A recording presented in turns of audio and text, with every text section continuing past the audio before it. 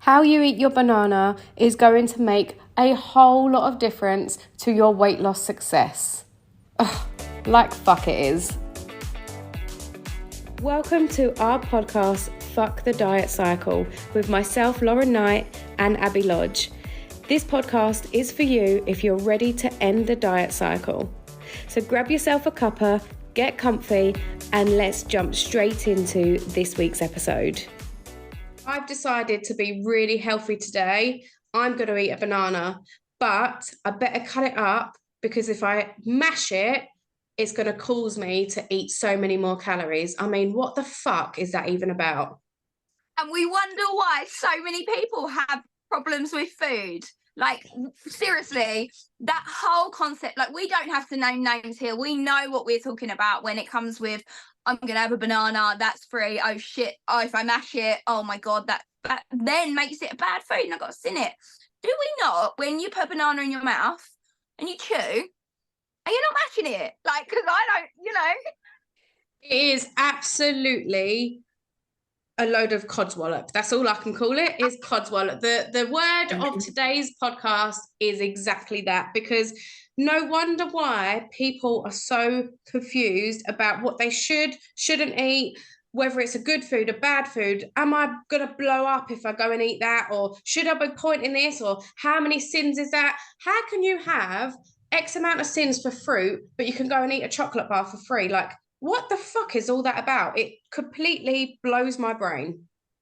and it leads people into developing these food addictions. I know when I did that particular plan, and pasta is a free food. Well, okay, free food, pasta. Shit, I'm eating enough to feed Italy. Like, I am going and going and going, and then wondering, hang on, why am I not losing weight? Well, you told me that I could have unlimited amounts of pasta. And whilst, yes, okay, maybe on that plan you can, but if you don't understand that actually eating, pasta isn't a bad food, but eating it loads and loads and loads and constantly, and let's face it, like when it comes down to the crunch of weight loss, it's calories in, calories out, right? But if you are putting in 10,000 calories of fucking pasta and you're not burning 10,000, no, I can't even speak, 10,000 calories, you are going to gain weight. I don't care what anybody says. And then that develops people to think, shit, okay, I'm gaining weight on this pasta, that's got to be a bad food. Carbs are bad, can't have that, can't have this, no carbs ever, carbs are going to make me blow up. Well, if you eat them in such a high quantity, then yes, naturally they're going to, but that doesn't matter. That's any sort of food. And it just blows my brains that there are weight loss plans and companies and things out there that can look at certain foods and go, that's free, that's got a value, that's a sin, that's bad. Like, what the fuck? When it comes down to it, food is made up of obviously your nutrients, your macros, and calories. Everything has a calorific value. And I've been having this conversation with James constantly at the moment because I was hungry yesterday and I was like, I really want to eat something. Oh, we got eggs in the fridge. We hadn't gone shopping. I'm going to boil some eggs. So I was boiling some eggs. I had 2 eggs and he said, have they not got any calories then? I was like, what? He said, I'm just eating them. I said, I'm just eating them because I'm fucking hungry and they're a good source of protein. And I don't want to eat like the kids' like biscuits or whatever they've got. So I'm going for the, he said, what? But they've got calories. Yes, James, eggs have calories, but because he doesn't know. And so many people that go onto these plans don't actually understand that there are calories involved. And just because they say it's a free food doesn't mean that that means it's got no calories. The only thing that's got no calories is water. Like, seriously. And the issue is as well, when you don't understand what you're consuming, you begin to take these plans by gospel, right? So whatever that leader is telling you or whatever that program is teaching you, you really take that on board because one, you can't be bothered to do your own research in most cases, or two, you haven't got the capacity to do that because you're so controlled by food that you just want someone to fix that. So you take on board what they're saying, you go and do that. And I know that, so I went to 2 main group classes, one where you were allowed to eat as much as you wanted, and I gained in my first week. And the response for that gain was, you're supposed to stop when you're full. Well, at that point, I didn't know what that felt like, because I didn't understand how to listen to my body, and I didn't allow that to happen. So therefore, it didn't. And that's why I gained weight, because clearly I was overeating. And in order to gain a pound in a week, I must have been consuming a very high amount of calories. Now, in the other group, I did lose weight to a certain degree successfully. However, I developed a really negative relationship with chocolate, because I was allowed to point this chocolate in, which started off as a small bar, but because it was within my points, I lowered my dinner allowance so that I could consume this chocolate every day. So I was having smaller dinners, but it allowed me to eat chocolate, and I was losing weight, right? So fantastic. I still get to eat chocolate because you're allowed to eat whatever you want. Remember, that's their strapline. And I was eating smaller dinners so I could eat this chocolate every single day. Now, the problem was, when I decided that I no longer wanted to be on a diet, I was now highly addicted to having chocolate every day. I then turned to chocolate for therapy. So not only was I eating the small bar of chocolate every day because that's what I'm used to, I'm now eating multiple bars of chocolate pretty much every single day because I'm stressed, I'm upset, I'm tired, I'm feeling shit, whatever else. So now my calories have gone up because I'm no longer on a diet.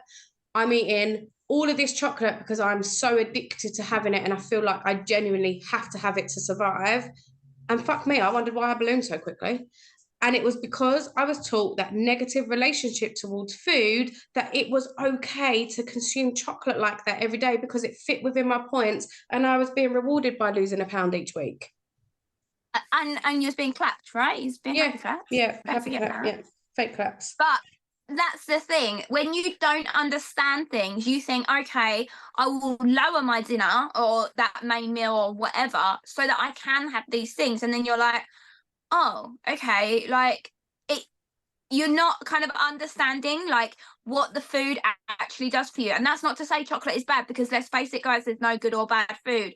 But if you are scrimping on your main meal, you know, where you're going to get your good source of protein, carbs, all those things, energy, things like that, to then have the chocolate or have the sweets or whatever you're talking about, that is where the problem lies. But these people that run these groups and things, they don't get that. They're just like, right, okay, well, that's within our point system. Way to go. Amazing. Have a happy clap. You've lost weight. But like you say, then when you kind of decide that that plan is not enough for you, or you don't want to do it anymore, you've adopted that kind of relationship and that lifestyle that you're having that chocolate every single day because that was what helped you lose weight. And then, oh shit, I'm gaining weight. How am I gaining weight? I don't understand. I was losing weight before, but it's because you're not actually learning. And the main thing with these like groups and stuff is actually, like, when I was on it and you can have as much pasta, I'm going to have as much pasta because I don't understand when my body is full. I'm so used to feeling that horrible, uncomfortable, bloated, you need to go to sleep after every single meal. That was normal to me. So then I was like, well, I don't understand why is this not working? Like, yeah, I don't understand when I'm full. And you have to learn those signals in your body of when your stomach is becoming full and you are, you know, you're satisfied. But when you're in that kind of mindset, you're so addicted to the food that you're fucking inhaling it. You tell a food addict they can have as much pasta or whatever, they're inhaling it. They're not sitting, they're not kind of acknowledging how your body's feeling, and even tasting the food. Come on, like I didn't realize I had taste buds until I lost weight and actually learned, like, I was like, shit, I can taste stuff, but you're not tasting it. So these groups that make up that there is free foods, sim foods, oh, fucking point foods, unicorn shit foods, they don't, yes, I'm not saying they don't work for everybody. No, there are some people that they do work for, and you know, that is fine. But when you have a really, really deep rooted problem with food, it doesn't work. It doesn't work long term. You don't learn anything, and it makes you scared of things like mashing a fucking banana. Like, it's like, okay, so if I have that mashed banana, that's sins, but if I have that chocolate bar, that's okay. Like, come on, let's look at nutritional value here.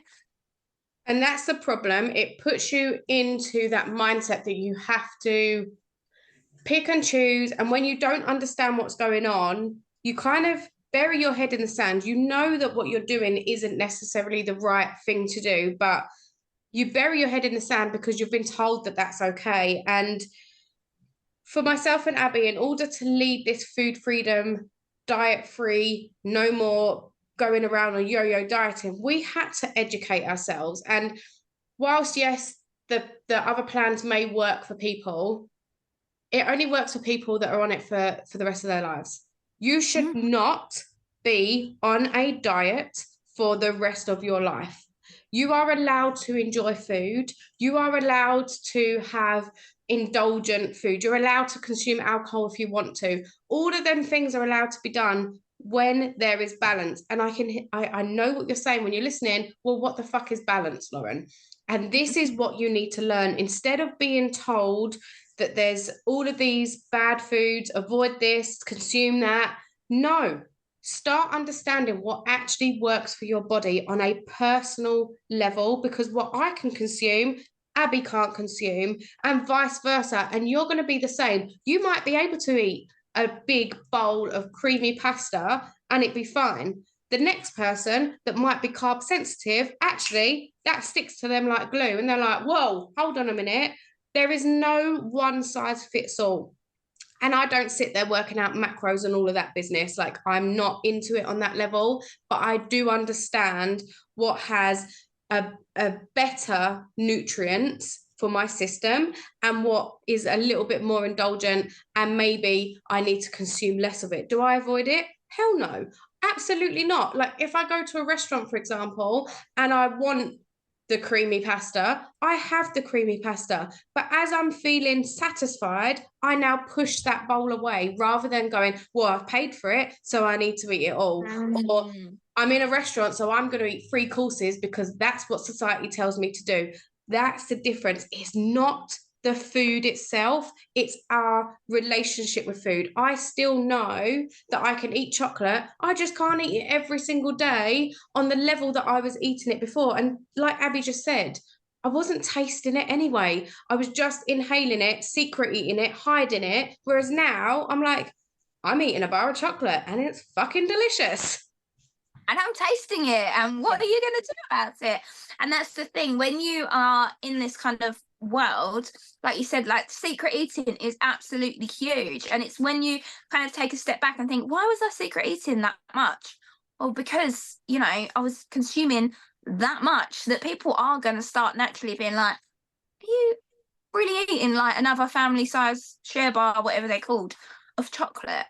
But you have to do these, you have to learn. And like you said, like these groups, clubs, whatever you want to call them, they're such a blanket approach. And that's why if somebody goes to a certain club and, you know, they are with a BMI, a very high BMI, and then somebody also joins and they have a lower BMI, that person with the higher BMI, they're going to be losing weight really, really fast. And that other person with the lower BMI is probably going to be gaining because they're kind of, one's in a deficit, one's in a surplus, and people can't work that out. And it's like, we have to take it as a case by case, what your body responds to. Like Lauren said, some people are carb sensitive. Some people do feel a bit shitty after carbs and things like that. And it's about knowing what actually works for your body. And that is how you achieve that balance, is by experimenting with these foods, you know, having that pasta, having that whatever, and actually acknowledging how your body feels and responds afterwards.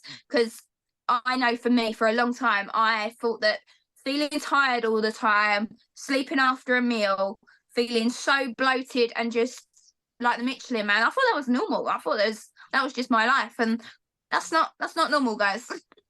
No, it's not. And the only way you're going to get that is, again, back to that personal development and trialing these things. And everybody's BMR is different. So for those of you that don't know what a BMR is, that is your maintenance level of calories based upon your height, your weight, your daily exercise. There is so much that contribute to that, but you don't get told these things. So you just think that it's normal to be on a diet for forever. So you go and on holiday, you gain half a stone to a stone. So then you come back and you get straight back on it. Or you go to Christmas and you go and have a massive binge because it's Christmas, and that's okay because come January, you're going to get straight back on it.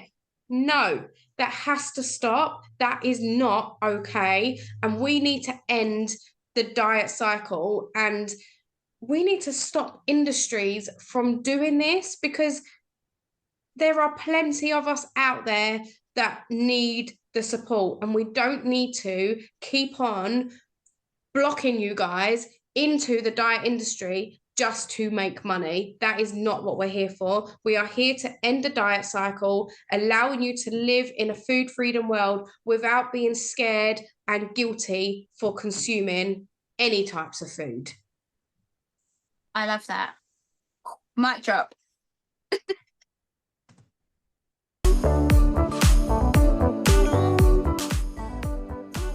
Thank you for listening. Be sure to follow us on social media using the links below.